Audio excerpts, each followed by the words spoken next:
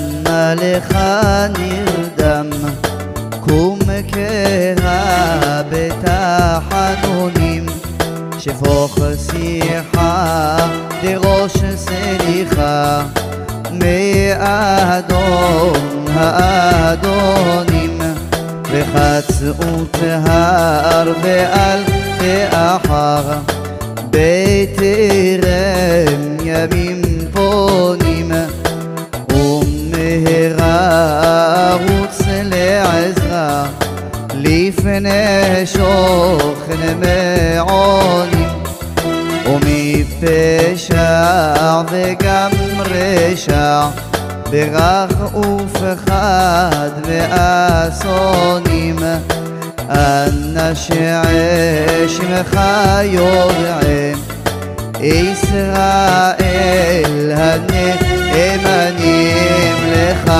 עמוני הצדקה ולנו בושת הפנים, עמוד כגבר והתגבר, להתוודות על חטאים,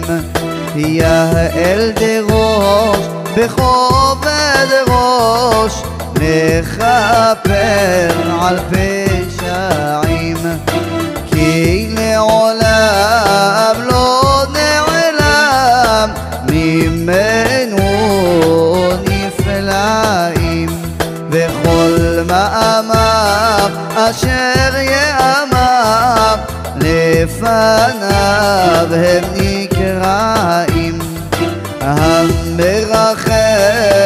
הוא ירחם עלינו כרחם אב על בנים, לך עמוני הצדקה ולנו בושת הפנים, לך עמוני הצדקה ולנו בושת הפנים.